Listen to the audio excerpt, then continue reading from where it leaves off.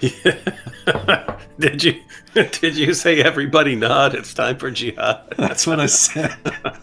That's that's your catchphrase.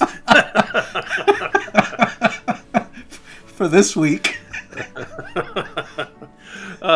You could do a new one each week, and then like have people rate them, and you can Yeah. and you could say like, hey, pick your favorite one, and you'll stick with your favorite one. And the winner gets a critical Quran. Quite a lot of unrest in Leicester this week, as apparently it was over the Asia Cup. I'm not even sure what sport that is. I guess soccer, football in Leicester, and they were fighting, but it started to be this sectarian thing with Muslim mobs attacking Hindus and attacking Hindu-owned properties, which is something that we see in India and in Pakistan as well. But now with mass migration, it's in the UK, in Leicester itself. We can go over to Egypt, where two Coptic Christians, Salama Musa Wahib and his son Hani, were shot dead by Islamic State jihadis in Sinai, in Al-Qantara Sharq in Midwest Sinai. They were working in their fields in farmland which they own in that area. And so this is just a gratuitous attack on the part of the Islamic State jihadis. These people were killed because they were Christians. There is just no other explanation that can be given. I check. I go to multiple news sites every day. Whatever else has happened, it's like one of the first things I do when I get up, and then multiple times per day. And I didn't hear one word about that. You're the first time hearing about it. But I guarantee you this: if it had been Christians shooting Muslims out there, we would have heard about it. It would have been trending everywhere, and it would have been a global news story about the persecution and the problem of Islamophobia. In Germany, a gentleman named Nuradi A. They don't give the last names here in the German press when there's criminals. He went to Christopher Street Day, which is yet another gay pride event in Münster, which is hitherto known for its cheese, as far as I know. And he, at this gay pride event, he attacked 3 lesbian women, insulted them as whores, was beating them up, and a transgender man actually, I'm not sure whether the transgender man was a man or a woman, but in any case, he or she intervened, and Nuradi beat him to death. In Mozambique, Islamic jihadis attacked a Catholic mission, set fire to the mission, burnt the whole place down, and an 84-year-old nun who's been working in Mozambique since 1963 came outside, of course, because her home was on fire, and was shot dead. This is something that nobody is wanting to acknowledge what exactly happened, but Cardinal Matteo Zuppi, the president of the Italian Bishops' Conference, actually sort of let slip what happened when he said that he hoped that the death of Sister Maria de Capi would be a seed of peace and reconciliation in a land that after years of stability is again plagued by violence caused by Islamist groups. There's obviously a problem with talking about Islam, right? Because no one wants to name Islam whenever it is clearly behind these attacks.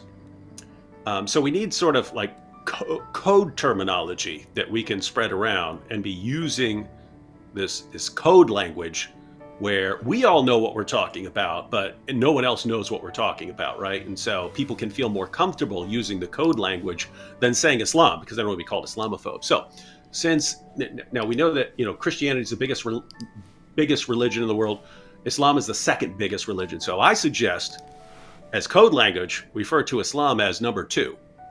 And then we just refer to number 2. And we say, hey, did you hear about number 2?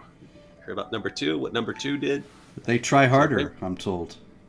Switzerland, Lugano, woman attacks 2 other women, tries to cut their necks. This young Swiss woman, as she is identified several times in the story, she actually said that she had wanted to do something for the Islamic State for a very long time. And when they asked her if she was regretful about it, she said yes. If I could go back, I would do it better. Because she didn't end up killing them. We have a happy young man in Nigeria, Munkaila Ahmadu. And I know you heard about this one. He killed his parents. And he said, I'm glad I killed my parents because they blasphemed Muhammad. And he said he deserved not to be punished. He deserved to get an award, to be garlanded for killing his parents because they abused the Prophet. Now, there are a number of Quranic references to this kind of thing, David, aren't there? Mm-hmm. Mm-hmm. And hadith passages as well. A Brooklyn cab driver, Farouk Afzal.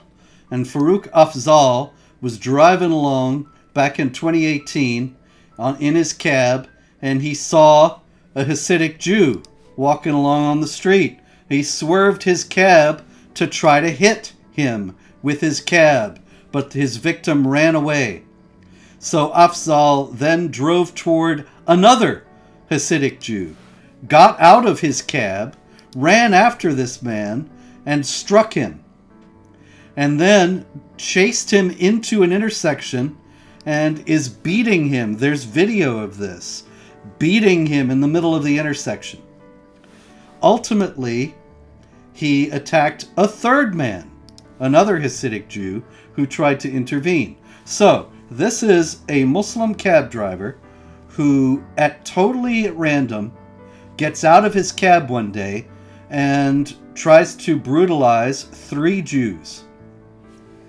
He was convicted the other day for assault, for unprovoked attacks. He was convicted of 2nd-degree attempted assault, 3rd-degree assault, and 3rd-degree menacing. But David, he was acquitted of hate crime charges. In Pakistan, there was a Hindu girl in a flood-ravaged area. Of course, flooding is rampant all over Pakistan right now, and he promised her food, but instead abducted and raped her.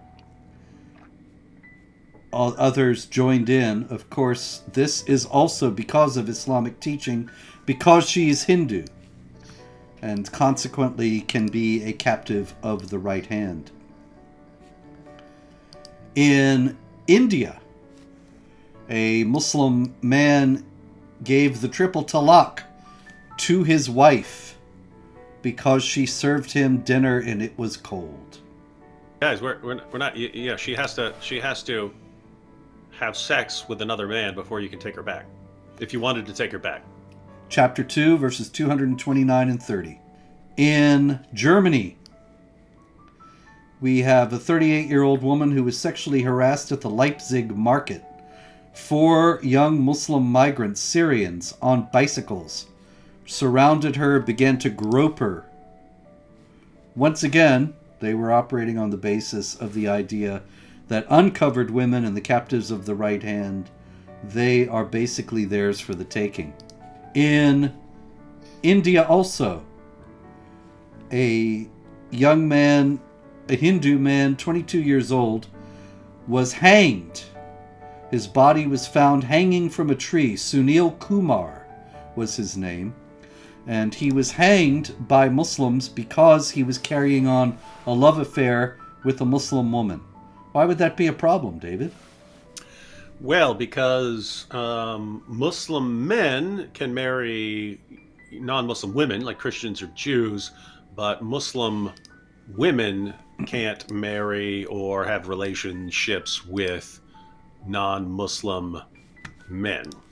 A terrible story of a young Christian in Nigeria, Samela Sabo Awudu, who was assaulted by 5 Muslims with machetes.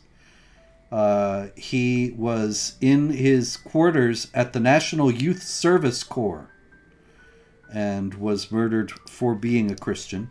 And in Burkina Faso, there were 6 civilians, actually more than 6, but 6 were killed when a group that was coming back from working in a gold mine in Burkina Faso were attacked by Muslims. This is an interesting thing to note, that the jihadis would rather the country be poor and Islamic than deal with infidels and prosper.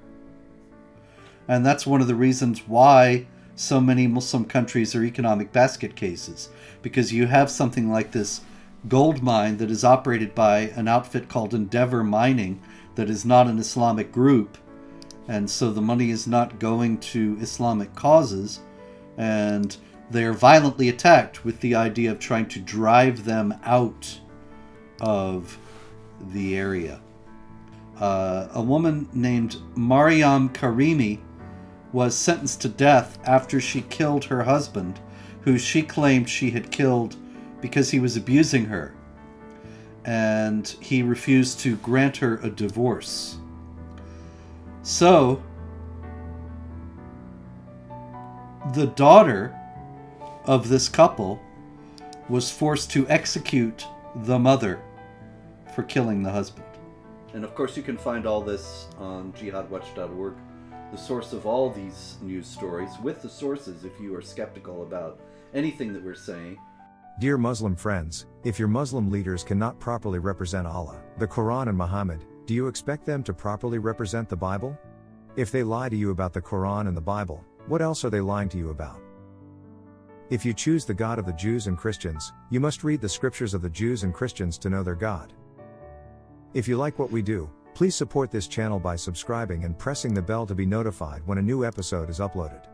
Also, don't forget to like and share.